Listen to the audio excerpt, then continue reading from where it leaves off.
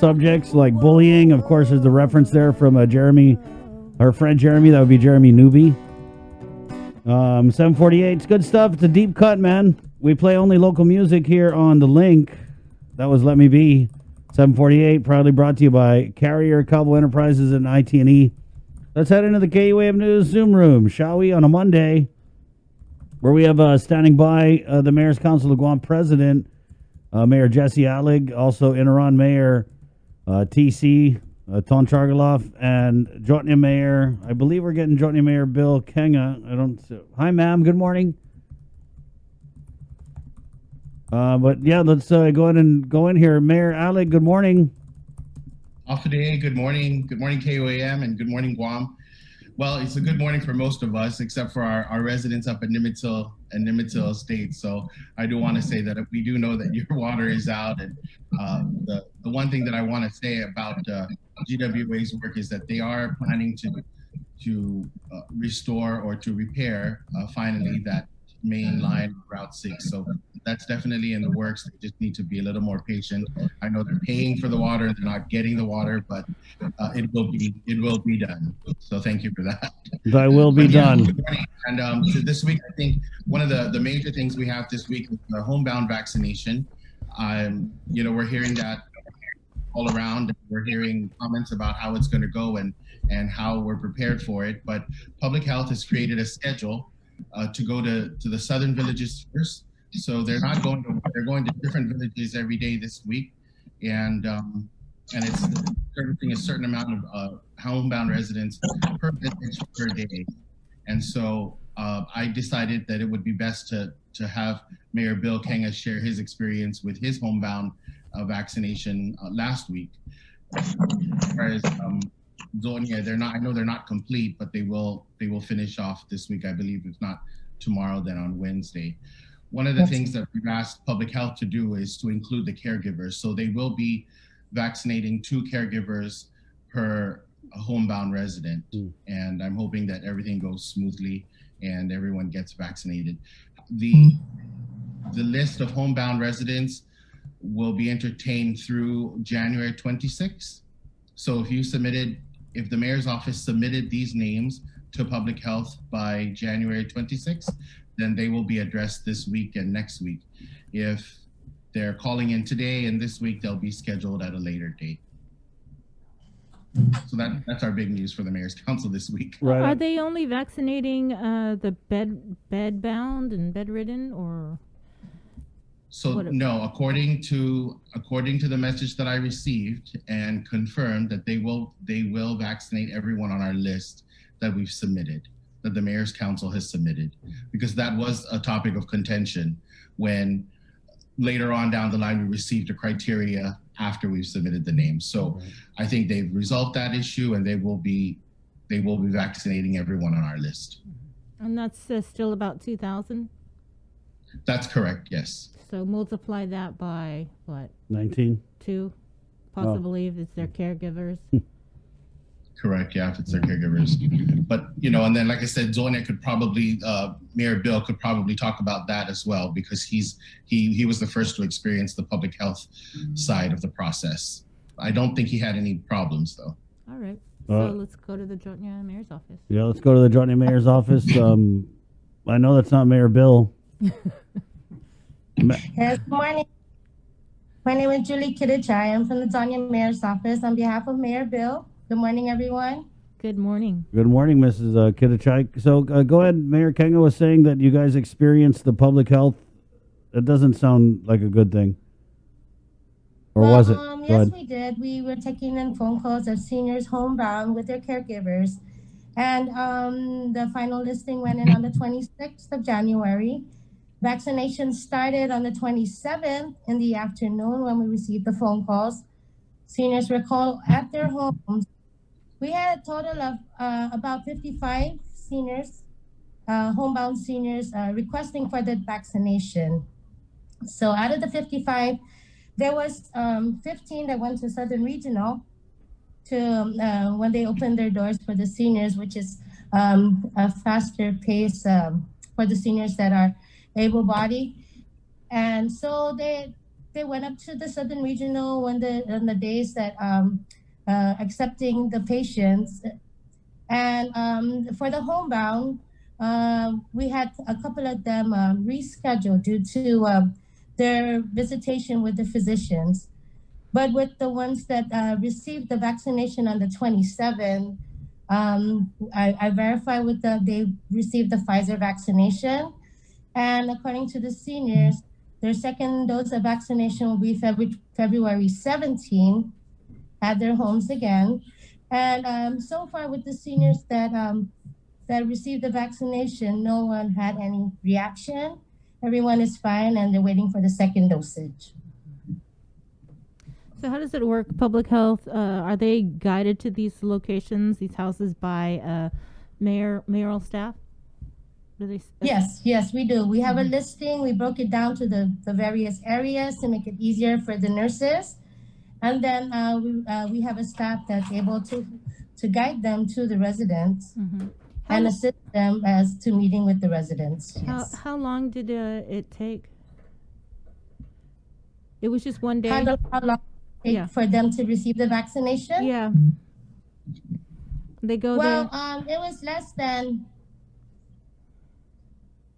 10 minutes. A couple of them had couples, husband and wife, and some of them are just by themselves with their caregivers. But with the listing that the seniors that they went to visit, with that listing, they finished on that day, which was the Wednesday on the 27th in the afternoon. And again, how many? Because you said 55 seniors requested the vaccine, but then 15 went to Inarajan. So are we talking like 40 seniors that got vaccinated? We're looking at 5 that rescheduled due to their visitation with their physicians. 15 went to the Southern Clinic, which they had a good turnout, and then the 35 received their vaccination at home. Yes. Okay. What about the mayoral staff? Were they able to get vaccinated? No, I'm no, sorry. We don't. No. I can answer your question on that. The mayor's council has not been has not received the vaccination, and we've talked to the governor about that. And I think that we're hoping that will be resolved this week, and we could actually get our staff, most importantly, vaccinated, because they're still delivering the senior meals, and they have the most contact since the pandemic started. So we're hoping that that'll be resolved. They didn't have any leftover vaccines that they could have given to you guys over with homebound, Ms. Kitajai? The vaccination, the nurses were calling out the residents. All we did was give them the listing. As to with the employees that are at the senior center, I'm one of them that goes up to the senior center, and so it was an option. We received an option on Friday, so I did my vaccine on Saturday morning at Inarajan. It wasn't a long line. It took like 2 hours, but it was a smooth transition getting the vaccination, and I haven't received any allergies or anything with the vaccination. So it's pretty good. Well, it's good to hear, Mayor Alec, that there may be some movement to have the mayors and their staff move up the line, because like you said, you guys have been on the front line since day one with everything, actually, with this response. So hopefully... Right, and then like Julie, there were some staff and maybe perhaps some mayors that were able to access the leftover vaccines or the vaccines that were not used when the nurses went out. So some are definitely lucky enough to be afforded that opportunity. But Mayor TC, you were able to get vaccinated, right? Unmute. Oh, unmute.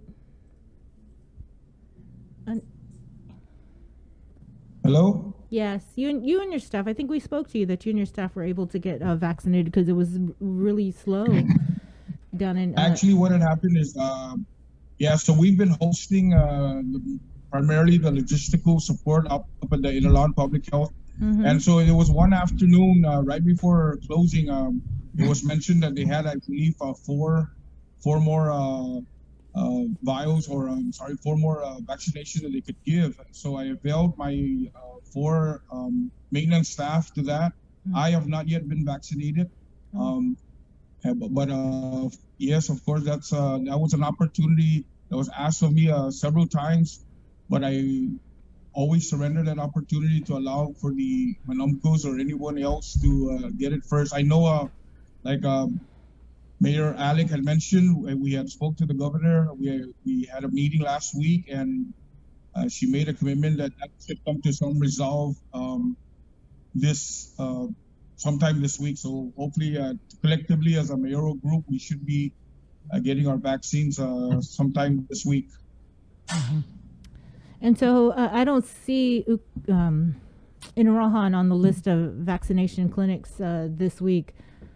So how was are they planning to go back and hold any other vaccination clinics? Are you aware?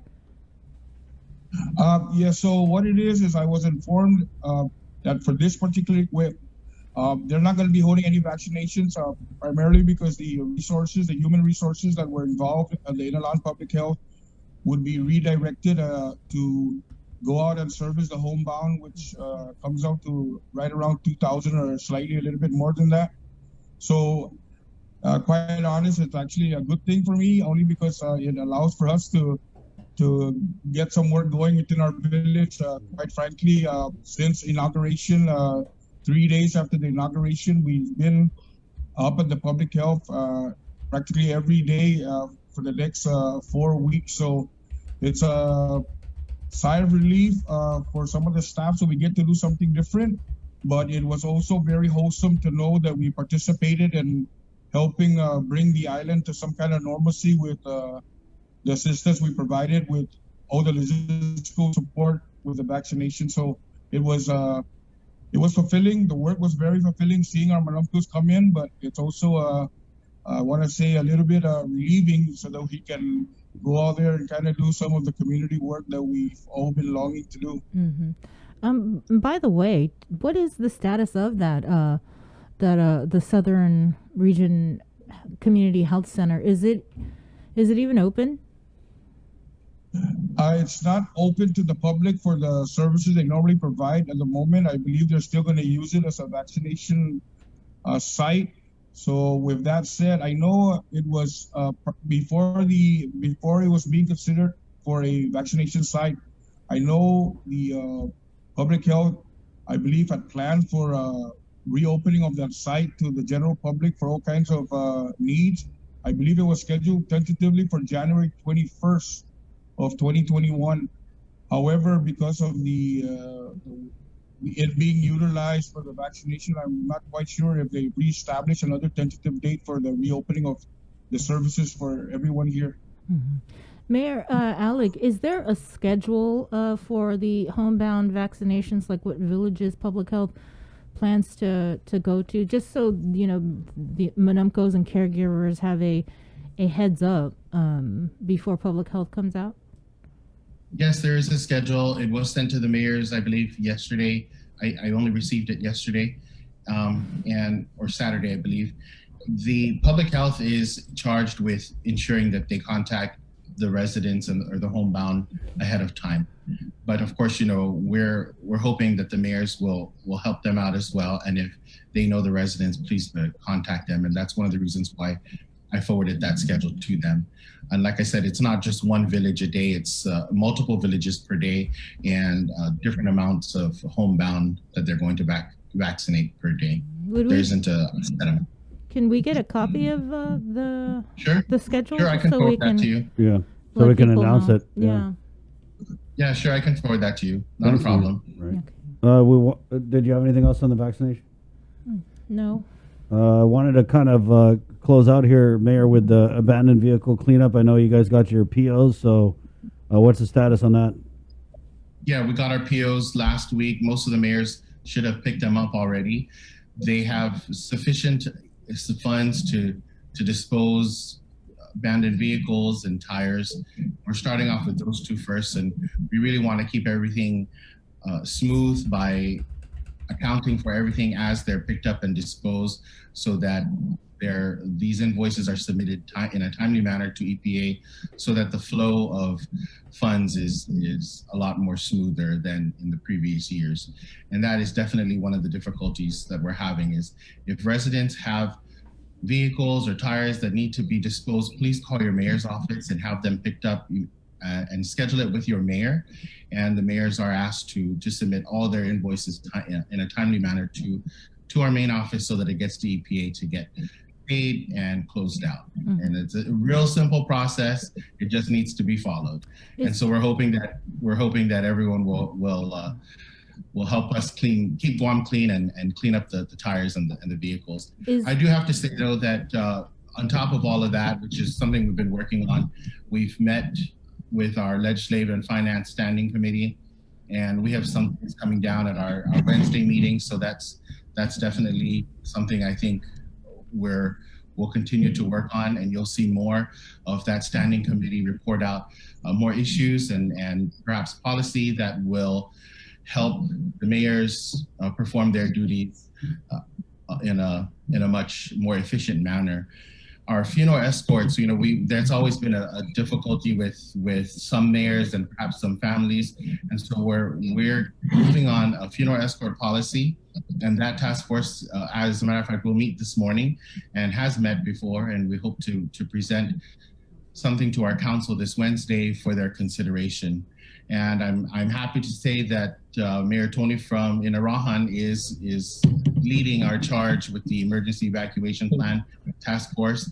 I know that he's been busy with the vaccination, so he hasn't really worked on it, but I'm excited to see how he can get that task force formulated, and we can see some positive results for our island within that task force.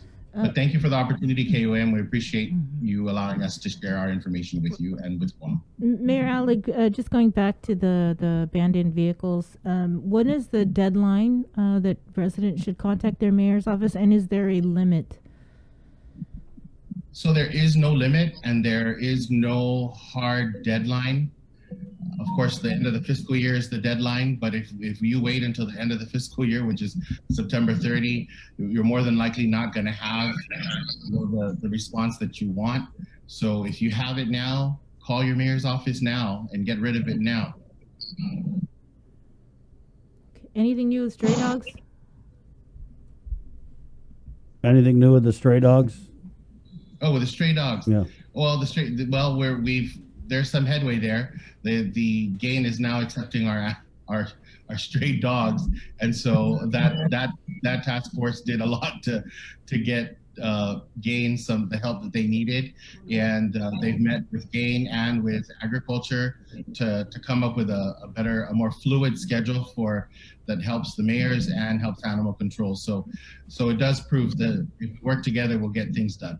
So that's, if you have a problem with an animal, with a dog, a stray dog, or an unwanted animal, again, animal control is the authority. That's number one. Animal control at agriculture, but the mayors, they're always there to help. So you give your mayor a call. Right on. You good? No further questions, Your Honor. Defense rests her case. Amen. All right. Hallelujah. Hallelujah. Julie, thank you. Are you the PIO for the mayor, or he's just busy? I'm the acting AA. All right, on. Okay. I want to ask you what you thought about that letter from Mayor Blas. You guys have a good week. Have a safe week also. Jotnya rules. Viva Guam. Viva Dios. Guam. There. Toto and Alahan. Thank you, Mayor TC. Viva in Alahan. There you go. Enigi night. Don't forget Malolo too. Good morning. Okay, there you go. Oh my goodness. You know me. Always got to bring the awkward. It's 8:07, guys. We're KUAM FM, Agani, Guam. Oh, man. It's the first of the month. It's February already. I'm excited. I want this year to go by. I just want to get this. This is going to be a really tough year.